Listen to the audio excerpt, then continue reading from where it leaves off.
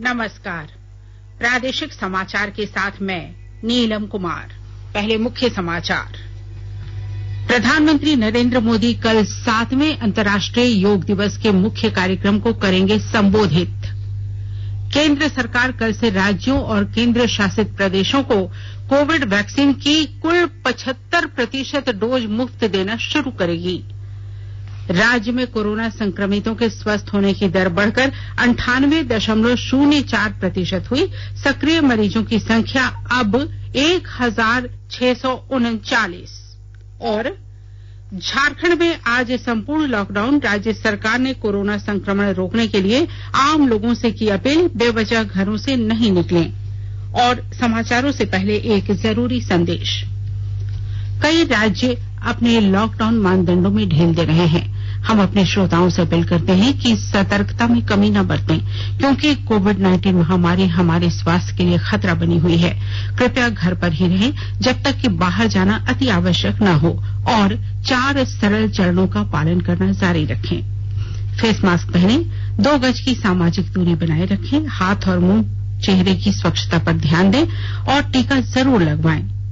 किसी भी कोविड-19 संबंधित जानकारी और मार्गदर्शन के लिए राष्ट्रीय हेल्पलाइन नंबर 011-2397-8046 और 1075 पर संपर्क करें। इसके अलावा राज्य हेल्पलाइन नंबर 104 डायल कर समस्या का त्वरित समाधान लिया जा सकता है। और अब समाचार विस्तार से। प्रधानमंत्री नरेंद्र मोदी कल 7वें अंतर्राष्ट्रीय योग दिवस के मुख्य कार्यक्रम को संबोधित करेंगे। कोविड-19 महामारी के कारण अंतर्राष्ट्रीय योग दिवस 2021 के मुख्य कार्यक्रम का टेलीविजन पर सीधा प्रसारण किया जाएगा। दूरदर्शन के सभी केंद्र सुबह 6:30 बजे से इसका प्रसारण आरंभ कर देंगे। इस कार्यक्रम को आयुष राज्य मंत्री किरण रिजिजू भी संबोधित करेंगे और मोरारजी देसाई राष्ट्रीय योग संस्थान योग का प्रदर्शन करेगा। इस कार्यक्रम में भाग लेने के लिए लाखों योग प्रशंसक अपनी प्रतिबद्धता व्यक्त कर चुके हैं और सुरक्षा को ध्यान में रखते हुए अपने घरों में योग कर रहे हैं। सामान्य योगासन का प्रदर्शन करने के लिए सभी दूरदर्शन केंद्र योग का सीधा प्रसारण करेंगे।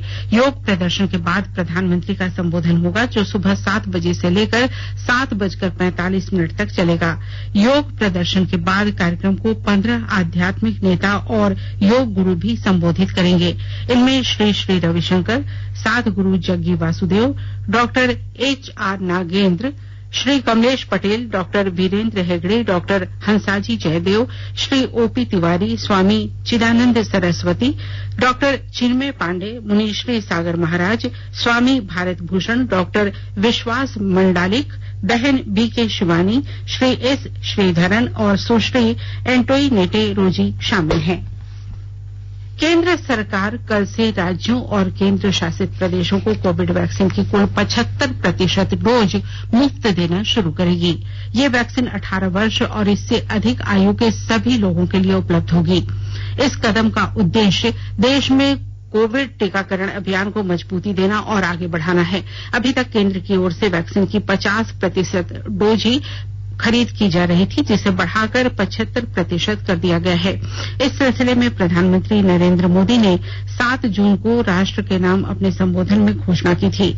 केंद्र की इस नीति के शुरू होने के बाद राज्यों और केंद्र शासित प्रदेशों को वैक्सीन की खरीद नहीं करनी पड़ेगी और केंद्र सरकार ही इसका सारा खर्च वहन करेगी। एक आकलन के अनुसार नई नीति के तहत केंद्र सरकार पर चालू वित्त वर्ष में टीकाकरण कार्यक्रम के लिए पहले से आवंटित 35,000 करोड़ रुपए के अलावा 15,000 करोड़ रुपए का अतिरिक्त बोझ पड़ेगा। केंद्र सरकार वैक्सीन की खरीद पर 5% वस्तु और सेवा कर का भी भुगतान करेगी, ताकि सरकार की ओर से किया जा रहा टीकाकरण सभी पात्र लोगों के लिए पूरी तरह से मुफ्त हो सके। राज्य में कल 1 लाख से अधिक लोगों को कोरोना का टीका लगाया गया। इसमें 90,497 को टीके का पहला डोज और 18,257 को टीके का दूसरा डोज लगाया गया। कुल 1,08,754 लोगों को टीका लगा। यह अभियान आज भी जारी रहेगा।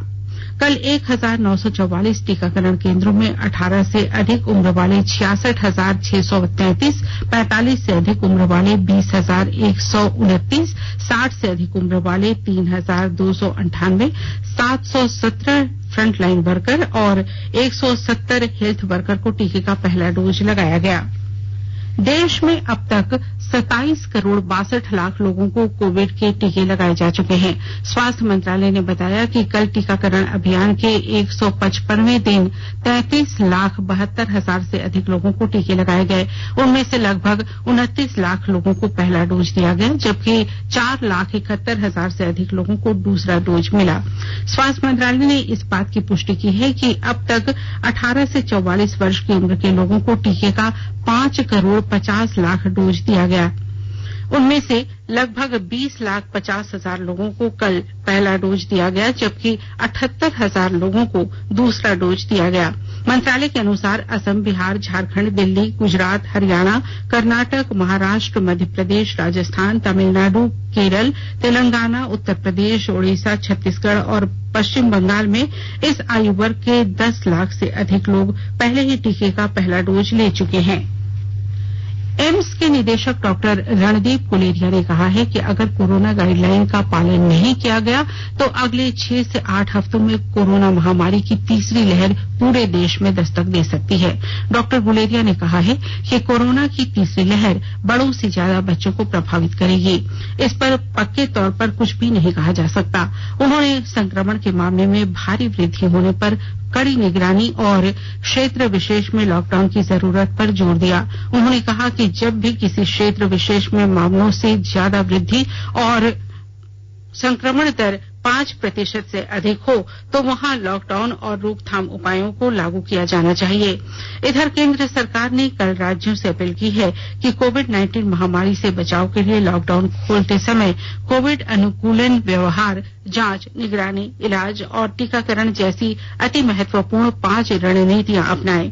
सभी राज्यों और केंद्र शासित प्रदेशों को भेजे संदेश में केंद्रीय गृह सचिव अजय भल्ला ने कहा है कि संक्रमण के प्रसार की कड़ी को तोड़ने के लिए मौजूदा परिदृश्य में कोविड-19 रोधी टीकाकरण बेहद अहम है। धनबाद जिले के केंद्रीय अस्पताल में 10 बेड का पेडियाट्रिक आईसीयू बनाने की तैयारी है। बीसीसीएल प्रबंधन की स्वीकृति मिलते ही काम शुरू कर दिया जाएगा। अस्पताल के सीएमएस डॉक्टर आरके ठाकुर ने बताया कि कोरोना की संभावित तीसरी लहर को देखते हुए यह तैयारी की जा रही है। आकाशवाणी के ताजा तरीन समाचारों के लिए आप हमारी वेबसाइट newsonair.com पर लॉग ऑन कर सकते हैं। ताजा समाचार Twitter handle @AIR News Alerts और Facebook page all India radio news पर भी उपलब्ध है। आप प्रादेशिक समाचार एकांश के ट्विटर हैंडल @AIR News _ और फेसबुक पेज तथा YouTube channel AIR News Ranchi पर भी हमारे बुलेटिन सुन सकते हैं। प्रादेशिक समाचार आप आकाशवाणी रांची से सुन रहे हैं और अब पेश है कोरोना से बचाव के कुछ संदेश। चलो मिलकर शुरुआत करें, चलो एक फैसला आज करें, मास्क नहीं तो टोकेंगे, कोरोना को रोकेंगे, चलो एक वादा करते हैं, चलो एक वादा करते हैं, मास्क नहीं तो टोकेंगे, कोरोना को रोकेंगे। भारत सरकार द्वारा जनहित में जारी। कोविड-19 से बचाव और सुरक्षित रहने के 3 उपाय। मास्क लगाएं, 2 गज दूरी है जरूरी, सुरक्षित दूरी रखें, हाथ और मुंह साफ रखें।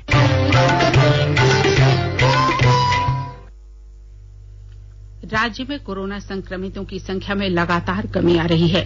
पिछले 24 घंटे में 135 नए कोरोना संक्रमित मिले, जबकि 305 स्वस्थ हुए। वर्तमान में राज्य में सक्रिय मरीजों की संख्या घटकर 1639 रह गई है। कल कोरोना संक्रमण से राज्य के 2 जिलों हजारीबाग और जामताड़ा में एक मरीज की मौत हो गई। प्रदेश में कोरोना संक्रमितों के स्वस्थ होने की दर बढ़कर 98.04% हो गई है, जबकि देश में संक्रमितों के स्वस्थ होने की दर 96.20% है। स्वास्थ्य सुरक्षा सप्ताह के दौरान राज्य भर में कल शाम 4 बजे से सोमवार की सुबह 6 बजे तक संपूर्ण लॉकडाउन लगाया गया है। दवा, दूध के बूथ, स्वास्थ्य सेवा और पेट्रोल पंप को छोड़कर सभी तरह की दुकानों को बंद रखा गया है। संपूर्ण लॉकडाउन के दौरान आम लोगों से अपील की गई है कि बेवजह घरों से नहीं निकलें। वहीं प्रशासन द्वारा विभिन्न चौक चौराहों पर जांच के लिए पुलिस बल की तैनाती की गई है। राजधानी रांची में संपूर्ण लॉकडाउन का असर देखा जा रहा है। कोरोना संक्रमण काल में पिछले वर्ष की तरह इस वर्ष भी पर्व त्योहारों के दौरान मूर्ति बनाने वाले शिल्पकारों के समक्ष आर्थिक संकट की समस्या आती दिख रही है। विस्तृत ब्यौरा दे रहे हैं हमारे जमशेदपुर संवाददाता। 10 सितंबर को गणेश उत्सव मनाया जाएगा, लेकिन गणेश बप्पा की मूर्ति बनाने वाले शिल्पकारों के सामने रोजी रोटी का संकट है। कहते हैं कि कोरोना के कारण पिछली बार की तरह इस बार भी एक भी ऑर्डर नहीं है। हे देवा, अब तू ही सहारा है। कोरोना के चलते सभी मूर्तिकार असमंजस में है कि इस बार मूर्तियां बनाए या नहीं। इस समय अधिकतर मूर्तिकारों के पास काम नहीं है। कोरोना वायरस की वजह से इस बार सार्वजनिक रूप से उत्सव मनेगा या नहीं, इसे लेकर समितियों और मूर्तिकार दोनों असमंजस में है। राजेश कुमार लालदास, आकाशवाणी समाचार, जमशेदपुर।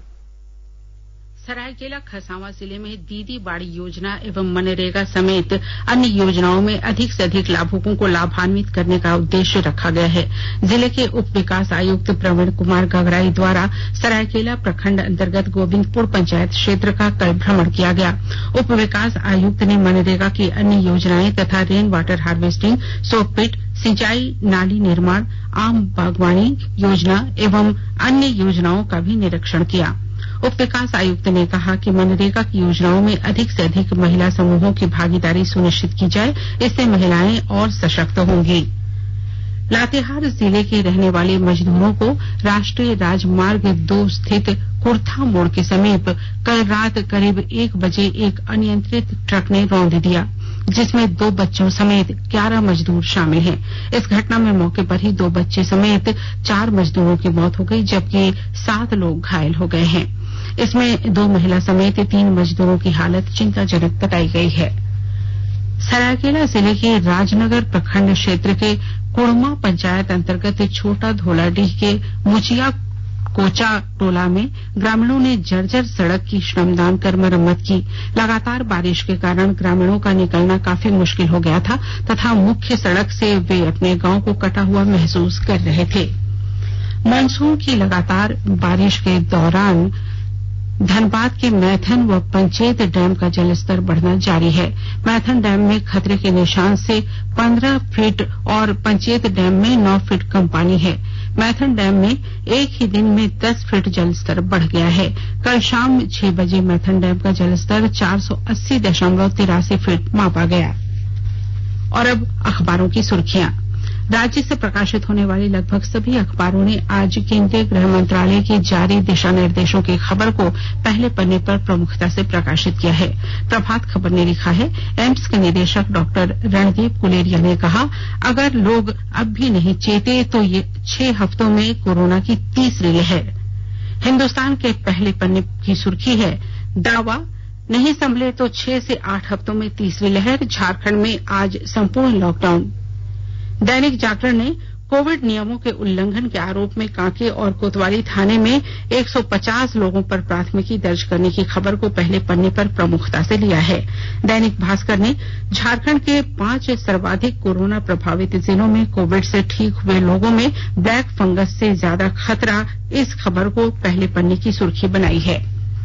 वहीं अंग्रेजी दैनिक द टाइम्स ऑफ इंडिया ने भी लिखा है, एम्स के प्रमुख ने कहा, कोरोना प्रोटोकॉल का पालन नहीं हुआ तो 6 से 8 हफ्तों में कोविड की तीसरी लहर। और हिन्दुस्तान टाइम्स के पहले पन्ने की सुर्खी है, अगले हफ्ते प्रधानमंत्री द्वारा बुलाई गई जम्मू और कश्मीर के सभी राजनीतिक दलों के साथ बैठक में 14 नेताओं को किया गया आमंत्रित। और अब अंत में मुख्य समाचार एक बार फिर। प्रधानमंत्री नरेंद्र मोदी कल 7वें अंतर्राष्ट्रीय योग दिवस के मुख्य कार्यक्रम को करेंगे संबोधित। केंद्र सरकार कल से राज्यों और केंद्र शासित प्रदेशों को कोविड वैक्सीन की कुल 75% डोज मुफ्त देना शुरू करेगी। राज्य में कोरोना संक्रमितों के स्वस्थ होने की दर बढ़कर 98.04% हुई। सक्रिय मरीजों की संख्या अब 1639। और झारखंड में आज संपूर्ण लॉकडाउन। राज्य सरकार ने कोरोना संक्रमण रोकने के लिए आम लोगों से की अपील, बेवजह घरों से नहीं निकलें। इसके साथ ही आकाशवाणी रांची से प्रादेशिक समाचार का ये बुलेटिन समाप्त हुआ। नमस्कार। घर में रहिए, सुरक्षित रहिए और सुनते रहिए आकाशवाणी।